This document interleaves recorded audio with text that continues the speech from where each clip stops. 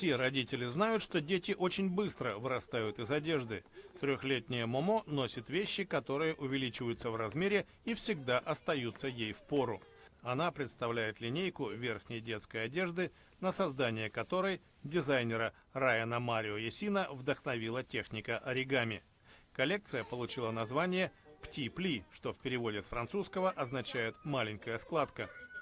Выпускник Королевского колледжа искусств разработал ткань с множеством складок, благодаря которым она легко растягивается во всех направлениях.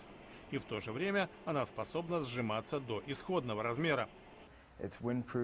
Она защищает от ветра, непроницаема для воды, отталкивает влагу.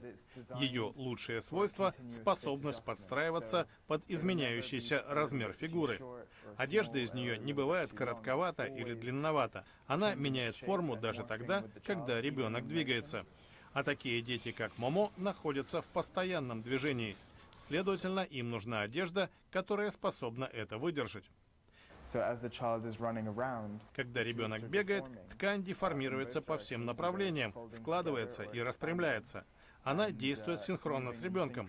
Такая одежда самая удобная для движения. Маленькие складки предназначены для мальчиков и девочек в возрасте от 4 месяцев до 3 лет. Конструкция прошла придирчивые испытания и доказала свою надежность. Она легко выдерживает машинную стирку. Дизайнер работает над новыми размерами и моделями. Он ищет партнеров, которые помогут вывести его творение на рынок.